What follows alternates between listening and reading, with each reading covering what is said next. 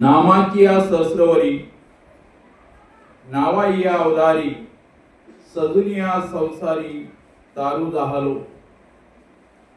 प्रस्तुत सेवेकरता घेतलेली ओवी 12व्या अध्यायातील 7व्या श्लोकाचं विवेचन करताना 90 क्रमांकाची अशी ओवी आहे.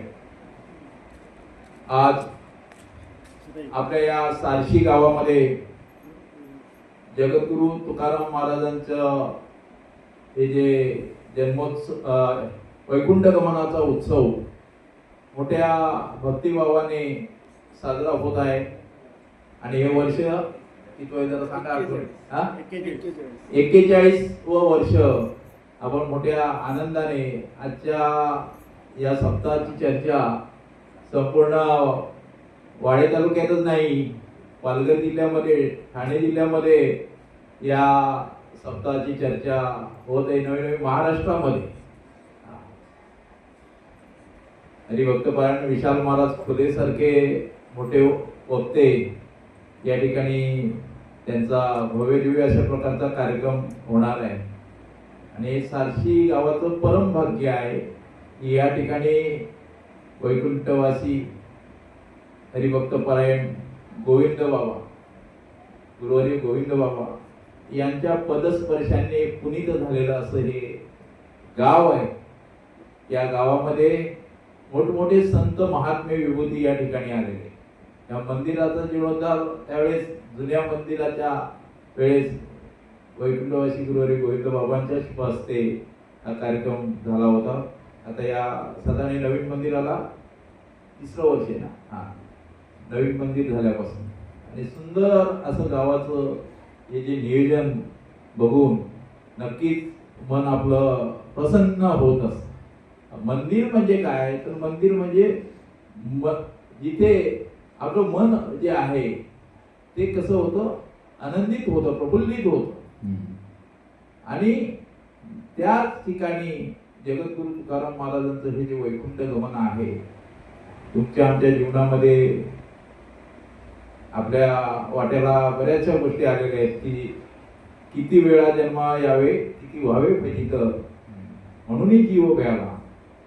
पण इथे जगद्गुरु तुकाराम महाराजांच्या बाबतीत की त्यांनी मानव देह घेऊन निज रामा गेले, कळीच्या काळा माझी अद्भुत वरती असं असणार त्यांचं जीवन. आणि त्यांच्या या वैकुंठ गमनाच्या निमित्तानं या ठिकाणी जे सोहळ्याच्या बाबतीत ती काकडाआरती, आपल्याला गाथा पारायण आणि त्याचबरोबर प्रवचन, हरिपाठ, कीर्तन असे विविध कार्यक्रम या ठिकाणी विविध कार्यक्रमाची रेलचेल आहे.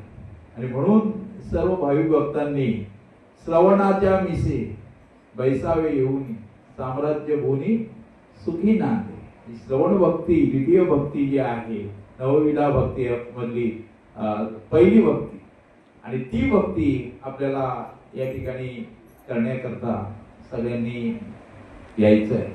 या आग्रहाचं सांगणं गाववाले सांगतीलच, याच्याबद्दल काही दुमत नाही. पण आज मोठा कार्यक्रम असल्याने या मोठ्या कार्यक्रमामध्ये पात्र वाढण्याचं काम हे पहिल्या दिवशी असतं. पहिल्या दिवसाचं प्रवचन, पहिल्या दिवसाचं कीर्तन महाराज काय असतं, ते पात्र वाढण्याचं. पात्र वाढायचंय आणि त्याच्यावर मात्र मेजवानी नंतरचे महाराज देणार आहे, बरोबर की नाही. येणारे आता उद्यापासून, आजपासून जेव्हा देतील कीर्तनकार महाराज, उद्यापासून देतील. आणि असं एक वेगळा आनंद जर घ्यायचा असेल तर तो या ठिकाणी या सप्ताहाच्या निमित्तानं आपल्याला भोगायला मिळणार आहे. म्हणून यारे यारे लहान थोर त्याती भलती नारी नर, करावा विचार नलगे चिंता कवनाशी. कुठल्याही प्रकारची चिंता करू नका, या ठिकाणी या आणि या भक्तीचा आनंद लुटा. कारण ज्यांना हा आनंद मिळाला त्यांनी काय सांगितलं की आनंदाच्या डोई आनंद तरंग, आनंदाची अंग आनंदाचे. आमचं अंगच आनंदाचं झालं. त्या आनंदाच्या डोहामध्ये. नाहीतर आज रंगपंचमीच्या डोहामध्ये आपल्याला आपल्या धुलीवंदनच्या डोहामध्ये कितीतरी चेहरे कसे कसे दिसतात बघा तुम्ही, आणि ते स्टेटसला किती रंग. हा, पण भक्ती रंग जो आहे तो हा एक वेगळा आहे, आणि तो भक्ती रंगामध्ये तुम्ही न्हावून निघा, आणि नक्कीच आपलं जीवन जे आहे ते पुनीत झाल्याशिवाय तुका म्हणे कोटी कुळीचे पुनीत, आणि हे कोटी कुळीचं पुनीत उद्धारण्याचं कार्य संत महात्म्यांनी तुम्हाला दाखवलं. मार्ग लावणी गेले आधी दयानिधी संत दे, देण्याची पत्ते चालू जाता न पडे गुंता कुठे. मार्ग दाखवणारा पाहिजे. आमच्या समोर राजेश महाराज बसलेले आहेत. सारशी गावाचं नव्हे, आपल्या तालुक्याचं एक वैभव म्हटलं तरी चालेल. कारण का, त्यांनी मार्ग दाखवलेला आहे. कोरोनाच्या कालावधीमध्ये नामजपासारखा एक मोबाईलच्या माध्यमातून, व्हॉट्सअपच्या माध्यमातून लोकांना एक नामजपाची एक शिकवण कशा प्रकारे करायला पाहिजे याची प्रेरणा बसल्या बसल्या, घरी बसल्या बसल्या इतर गोष्टी न बघता नामस्मरण कसं करावं याकरता त्यांनी आपल्याला उद्युक्त केलं. हे का करावं लागतं, याकरता संत महात्म्यांची आपल्यावर असणारी जी कृपा आहे ती संत महात्मे सांगून गेलेले की बाबा या करा, सांगतो तुम्हासी भजारे विठ्ठला, नाहीतरी गेला जन्म वाया. आणि तो जन्म वाया जाऊ नये. हा, नाही तर वाया जाणारे भरपूर गोष्टी आहेत की दूध जे आहे ते उकळले, आणि ज्यावेळेस त्याच्यावरच उकळल्यानंतर ते काय करतं, अग्नीमध्ये उडी टाकतं, बाहेर पडतं. हा, जर आपण त्याचा अग्नी कमी केला नाही तर. तसं वाया जाणं जे आहे, आपलं जीवन जे आहे ते वाया जाऊ नये याकरता ही सप्ताह किंवा नामजप यज्ञ जो आहे तो या ठिकाणी. म्हणून नामजप यज्ञ परम बाधू न शके स्नानाधिक कर्म. स्नानाधिक कर्म नाही कुठेही असा प्रकारचं तुम्ही नामजप करू शकता. म्हणून आज पहिला दिवस हा नाम महात्म्याचा आहे. या दृष्टिकोनातनं आजची जी ओवी जी घेतलेली आहे ती म्हणजे नामाची या सहस्रवरी, नावाई या अवधारी, सजुनी संसारी तारू जाहल. भगवंत सांगतात की माझी 100 नावे, तर नामे 100 नाम. आपण बोलतो ना की विष्णू सहस्रनाम, ती सहस्रनाम जे आहे त्याची नामाची या सहस्रवरी ही माझी नावच आहे. 1000 नाव आहेत.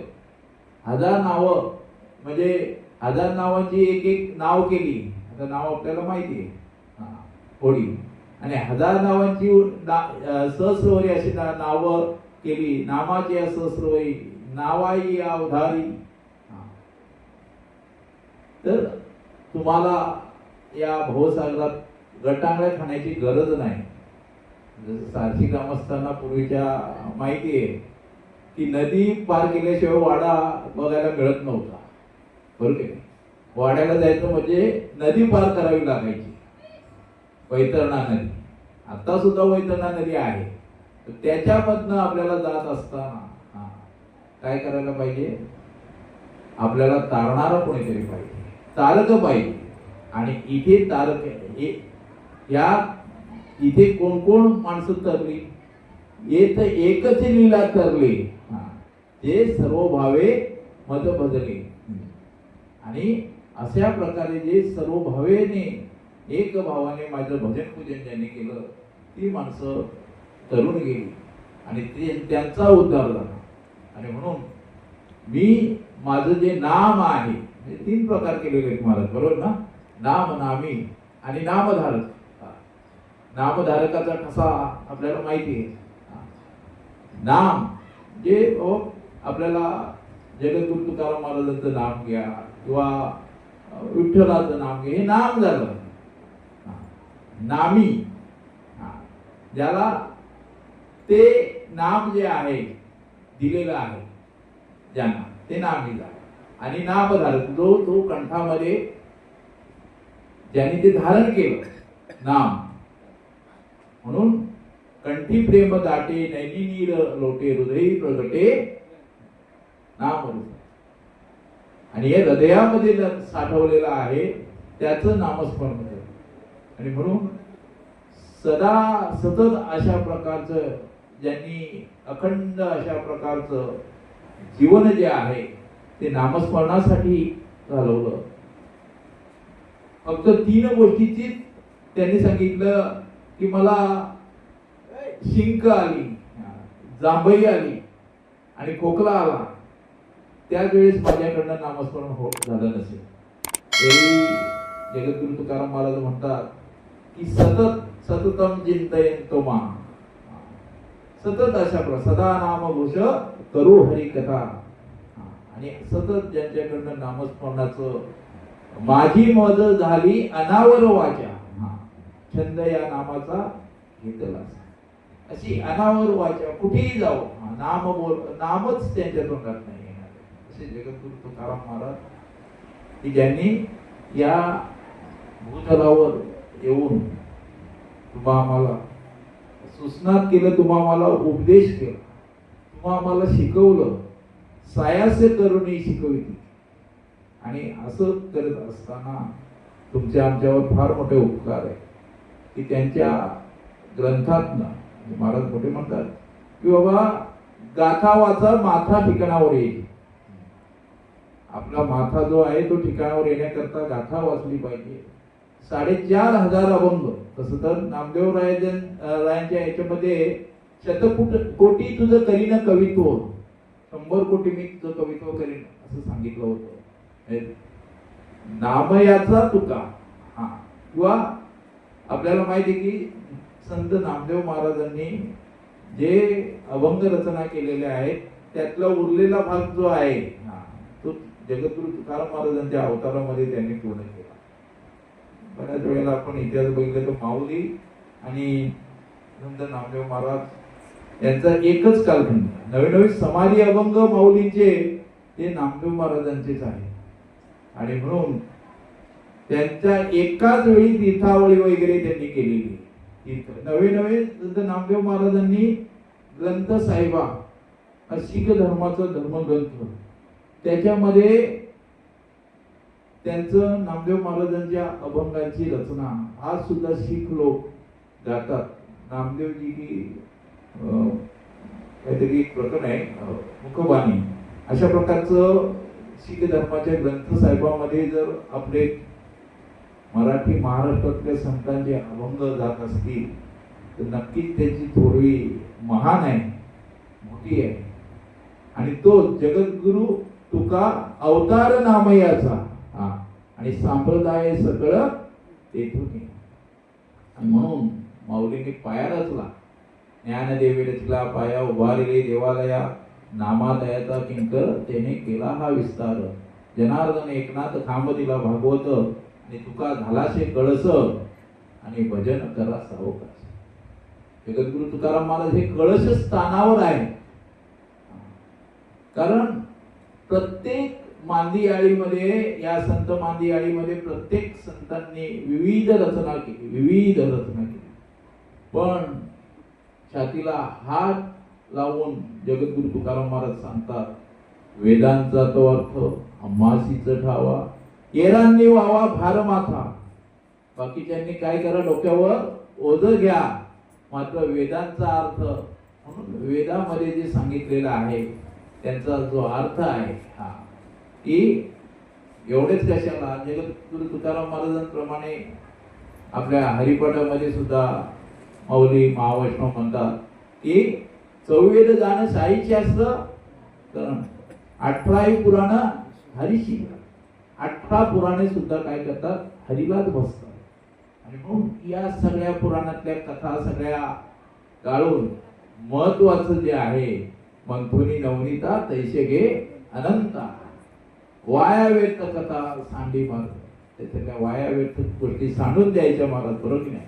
आणि फक्त मंथन करून जसं लोणी घेतलं जातं, आता ते मंथन सगळ्या ठिकाणी होत नसेल, पूर्वीच्या काळी व्हायचं, आताच्या काळात कमी झालं सगळ्या गोष्टी, परंतु तरी सुद्धा माऊलींनी जे म्हटलेलं आहे ते आता जोपासत जगद्गुरु तुकाराम महाराजांनी आपल्याला हरिपाठामध्ये जसं नामाचं महात्म्य माऊलींनी सांगितलं, तसं जगद्गुरु तुकाराम महाराजांनी तुम्हा आम्हाला नामाचं उपदेश केलेला आहे. नाम संकीर्तन साधन पैसोपे जळधिंग पापे जन्मांतरची नलक्ती सायास जावेवनांतरा सुखी येतो घरा.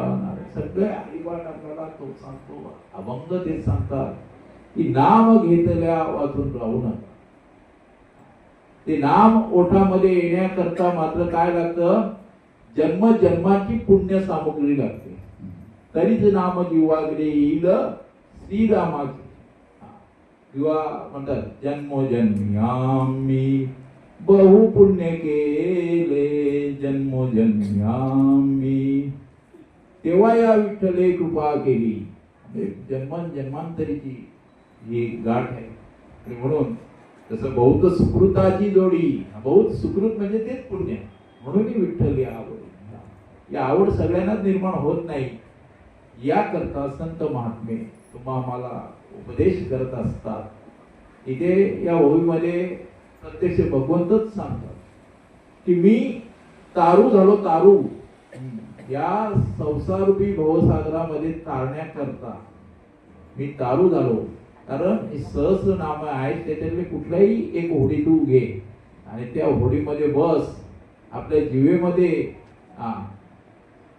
जिवे गोड 3 अक्षरांचा रस, म्हणजे 3 अक्षरांचा रस, किंवा जे नामस्मरणामध्ये जी तुला आवडेल ते घ्या. कुठल्याही देवाचं नाव घ्या, राम कृष्ण गोविंद या निखळ नामाचे प्रबंध, आणि ते सतत तुझ्या तोंडामध्ये आले पाहिजे. याकरता सप्ताह आहे. सप्ताहाचं जे खास करून म्हणजे वर्षभर कोणी नामस्मरण करत नाही, कोणाच्या कानावर येत नाही. मग सप्ताहाच्या निमित्तानं आपल्याला तुम्हा आम्हाला या नामाचं महात्म्य सांगितलं जातं. आपल्याला माहिती आहे की जगद्गुरु तुकाराम महाराजांनी ज्या ज्या ठिकाणी गेले त्या त्या ठिकाणी सांगितलं की बाबा तुम्हाला दुसरं काहीच नाही, नामस्मरणाशिवाय तरणोपार नाही. आणि हे नाम खरं म्हणजे जगद्गुरु तुकाराम महाराजांच्या तुकाराम तुकाराम नाम घेता कापे यम असं संत महात्म्यांचं सुद्धा नाम तुमच्या तोंडामध्ये आलं पाहिजे. म्हणून त्यांचं नामस्मरण करणं. तुका म्हणे पापे जाती संतांची या जपे. सगळी पाप तुमची धुवून जाणार. कोणाच्या जपाने? संतांच्या जपाने. म्हणून जगद्गुरु तुकाराम महाराज आणि देवाचं नामस्मरण या दोन्ही गोष्टीचा विचार केला तर ही नामाची या सहस्रवरी नावा या अवधारी सदुनी. मी सजलोय. असं काही काही माणसं सजतात ना, वेगवेगळ्या दिवशी वेगवेगळ्या कार्यक्रमामध्ये, एखाद्या विवाह सोहळ्यामध्ये सजतात. मी सदुनी संसार रूपी सागरामध्ये तुम्हाला तारण्याकरता सदून आहे, तारू झालेला आहे. आणि म्हणून तुम्ही माझं नामस्मरण करा. हा या ओवीचा तसं पाहिला त्याचा मतीचा अर्थ. आणि म्हणून या ठिकाणी पुढे ते म्हणतात की सरे जे देखिले ते ध्यान कासे लाविले परिग्रही घातले तरी यावरी. अशा प्रकारे अशा ध्यान कासे त्यांना लावलं आणि परिग्रही घातले तरी यावरी. त्या सर्वांना या संसार रूपी सागरामध्ये जाण्याकरता मी पुढे आलेलो आहे. वास्तविकता या ओव्यावर असताना मी कोणाचा उद्धार करतो तर हे श्लोकामध्ये तेषामहम समुद्धरता मृत्यू संसार सागरा. त्या संसारूपी सागरामध्ये मी त्यांचा उद्धार करतो.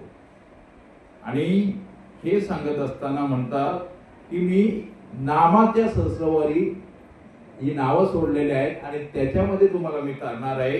आणि म्हणून प्रेमाची पेटी बांधली एकाची पोटी मग आणले तटी सायुज्य. प्रेमरूपी पेटी आम्ही तुमच्या पोटामध्ये बांधलेली आहे. बघा, प्रेम सुख देई, प्रेम सुख घेई. हा, या ठिकाणी प्रेमच देणार, प्रेमच भक्तीचा आनंद आहे. भक्तीचं दुसरं नाव प्रेम आहे. म्हणून इथे प्रेम प्रीतीचे बांधले, तसं प्रेमाची पेटी बांधली एकाच्या पोटी, लावली परिग्रही घातली तऱ्यावरी.